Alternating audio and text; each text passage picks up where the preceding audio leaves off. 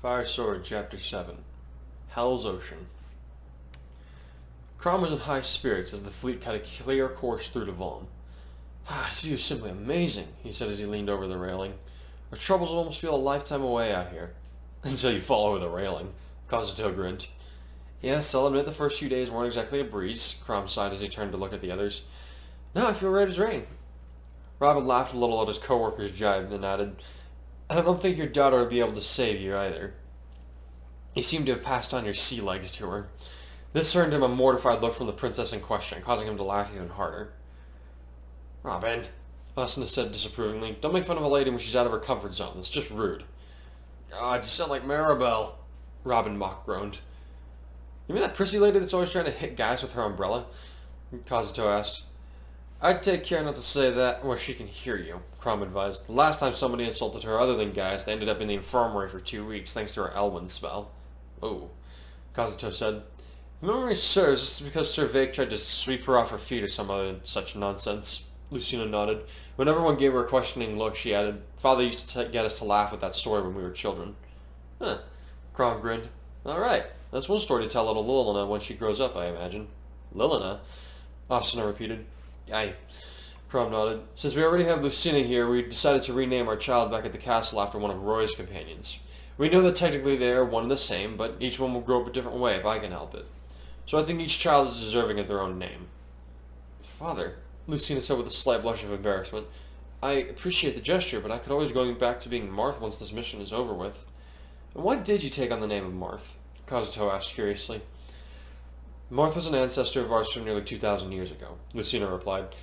He was the first of our direct ancestors to wield falchion, a blade forged from one of Naga's teeth. He fought to save the world from a perilous evil as I had, and so I prayed that he'd lend a portion of his strength in my endeavor. Wow, Kazuto whistled. That's pretty cool. Lucina, I have a question that I've been meaning to make for some time now, Crom said with a slight frown. When you stopped M's assassination, why didn't you stay with us afterwards? The girl shifted uncomfortably as she answered, When I first came back, I only sought to undo events that would lead directly to Grima's ascent. Now I realize that more drastic steps must be taken that require a constant presence if Grima is truly to be stopped. The river of time may be diverted, but it always seems to favor its original course. Take Aunt Emran's death, for example. A pained expression crossed over her face as she continued. I may have been able to stall her death, but I was unable to prevent it entirely. Time and time again I wondered, was there something else I could have done? I doubt I'll ever know. Believe me, I know the feeling. Robin said, a look of melancholy on his face. I relived that same day in my nightmares, all the time. Trying to change the subject, even if it was slightly, Kazuto asked, Lucina, are there any events in particular we should try to avoid in the near future? Some, but I'm not sure which take priority anymore, the princess admitted. What do you mean by that? Asuna asked. In my timeline, the war with Valm did not begin until I was about 10 years old, and it lasted for 6 years. Things in this timeline are already accelerating, which concerns me. Lucina's face bore some disturbance at the thought that her interference may have accelerated Grima's ascent. Is there one event in particular, though, Kazuto pressed, some critical point that takes precedence above all others?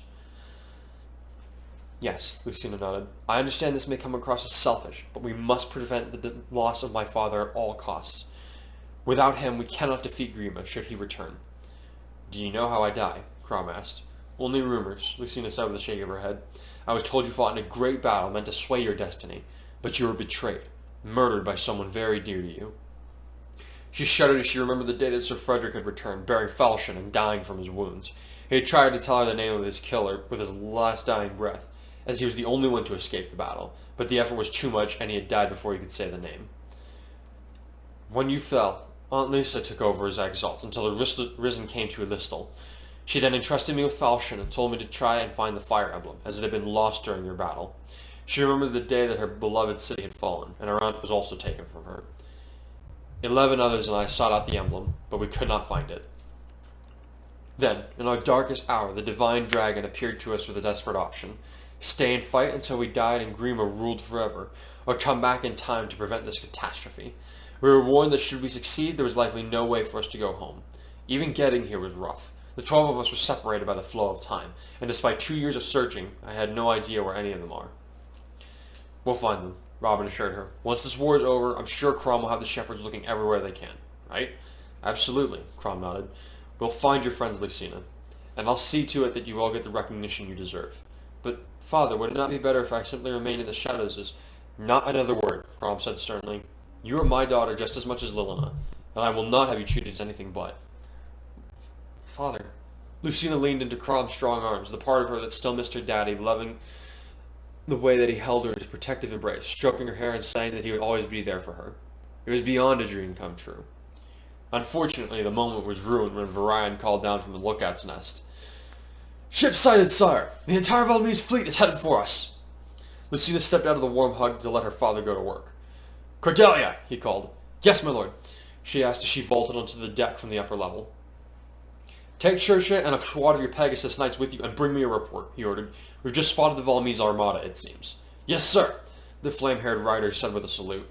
Come on, Kazuto told his wife. Let's go get geared up. Good idea, Asuna agreed.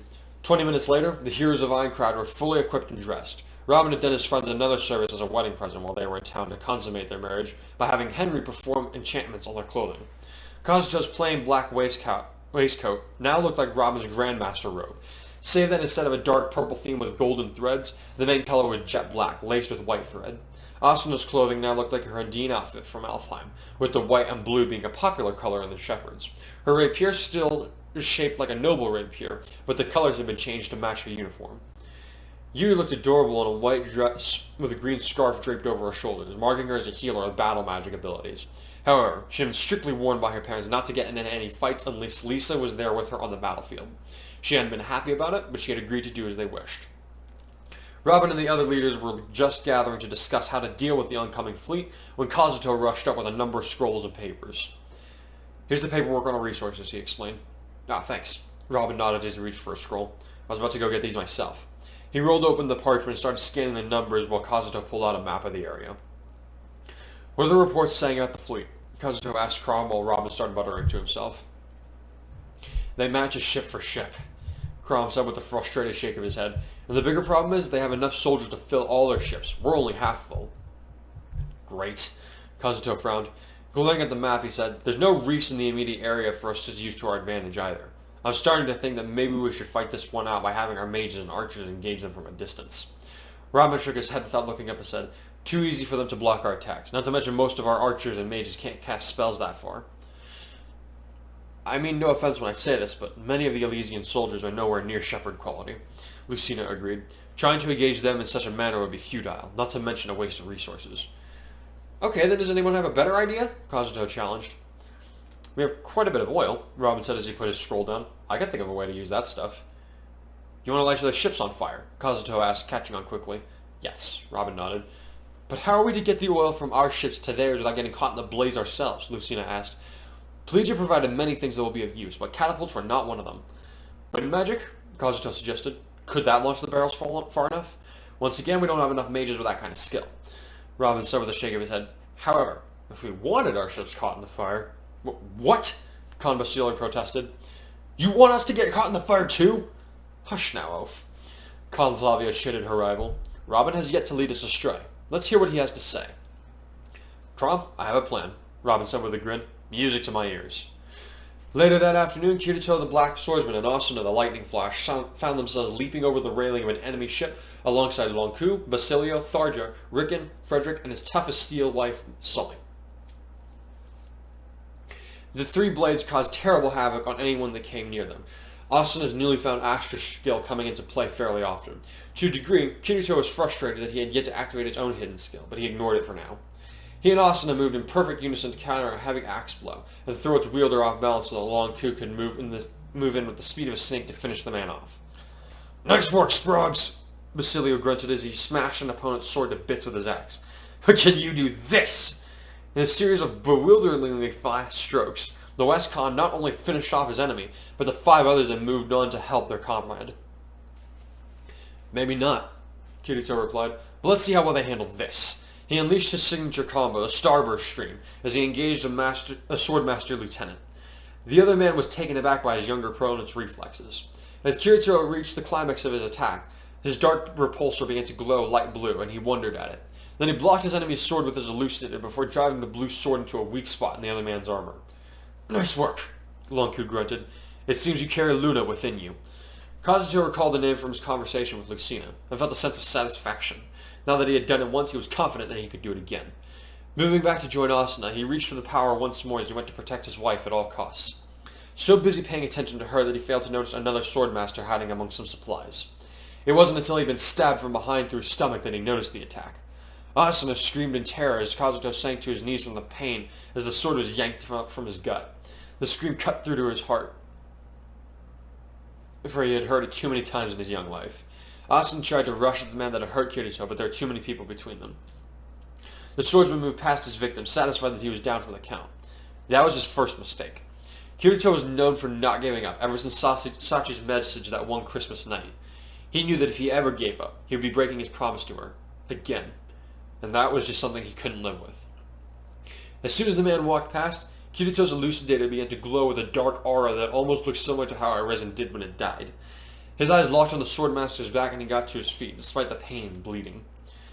The Valmi's second mistake was when he didn't look to his right. If he had, he might have been able to see a small girl in the Elysian vessel, holding a yellow tome. A tome that was beginning to flow with magic. He didn't begin to suspect that he was in danger until a set of runes began to swirl around him and he heard a small voice cry out, "Elf Thunder!" A pillar of lightning shot up from where he stood, electrocuting him. He fell to the deck, hard. He tried to get up before he could. A dark blade with a dark aura ran him through the back into the wooden ship, nailing him to the deck. He never saw Kirito's face as he pulled his elucidator out of the dead man. "Kirito!" Asuna cried out as she rushed to join her husband. "Are you alright?" "Yeah," he grunted as he wrapped his arm around his abdomen. "It's weird. It doesn't hurt as much as it should." "It's a result of vengeance," said a dry, sultry voice. The couple looked over to see Tharja coming their way, tossing aside soldiers with dark magic like they were no more than flies. The magical technique that hums in your blood is one that Henry carries, though his is far more developed. That allows you to convert your pain into stronger attacks, though if you let it go on for too long, you will still die from your wounds. "So what do we do?" Asuna asked as she tried to put pressure on Kirito's wound to keep the bleeding at bay. "This is why you should wear armor." "It slows me down too much," Kirito replied automatically. "Get him back to the ship," Tharja ordered. "We have this under control." Obeying instantly, Asuna put Kirito's arm over his shoulder and began helping him back to the Elysian vessel. The boy protested, but he was too hurt to put up much of a real fight. That is, until another axeman came running at them, whereupon both of Kirito's swords lit up and he moved his arm off Asuna, and he used his Luna vengeance skills to take down his enemy. By that time he had lost too much blood though, and he collapsed. Asuna was over at his side just as fast as Lisa and Yui were. The two heroes went to work with their staves while Asuna held onto Kirito's hand, silently begging him not to leave her.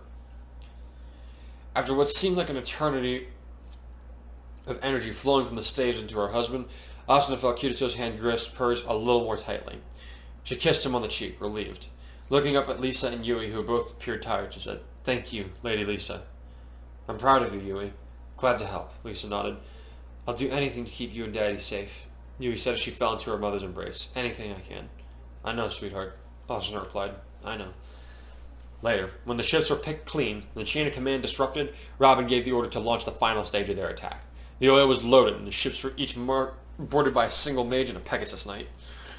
When they put everything in place, each mage cast a wind spell into their sails to get it moving before taking off with the Pegasus Knight. Only one ship held more than one person, the former Valmy's flagship. Crom, Robin, and Asuna all stood on deck, waiting the right time. "You sure this is going to work?" Asuna asked nervously. "We're heading right at them at some pretty crazy speeds." "I trust Robin," Crom said as they waited and drew closer and closer. Robin didn't say a word the whole time. When Asuna could begin to see the individual soldiers on the ship, she began to get even more nervous. "We're getting a little close here," she muttered. "Steady," Robin ordered. They drew even closer. "Steady." "We're right on top of them!" Asuna cried. "Now!" Robin bellowed, whipping out his fire tome. "Abandon ship!" Crom, Robin, and Asuna leaped off the vessels while the other two launched fire spells at the pile of oil barrels on the ship. Not a moment after they were teleported by the shepherd's mages, an enormous explosion rocked the ocean, transforming a good chunk of it into a sea of fire. As Asuna and the others appeared back on deck, they were greeted with congratulations by many of their comrades and family. "That was something else!" Kazuto grinned as he hugged his wife tenderly. "You really are amazing." Turning to Robin, he added, "A nice plan, by the way. I never would have thought of that, using our own ships as ammo." Robin chuckled weakly. He was still surprised that it had worked himself, and he was the one that had thought it up. I guess sometimes the best success is just a few seconds before a failure. Lucina moved to place her hand on his back with a concerned expression on her face. Robin? She asked. Are you alright? Yeah, he said with a wave of his hand. I just think all that planning and fighting is giving me a migraine. I may just need to sleep it off. He forced himself to smile, though, so Lucina let him be. Gods, you lot really did a number on those chumps, Flavia said as she gazed out at the glow of flames. It's like the sea itself is on fire, Basilio agreed. Let's get out of here, though. I've had enough of this smell and smoke for one lifetime.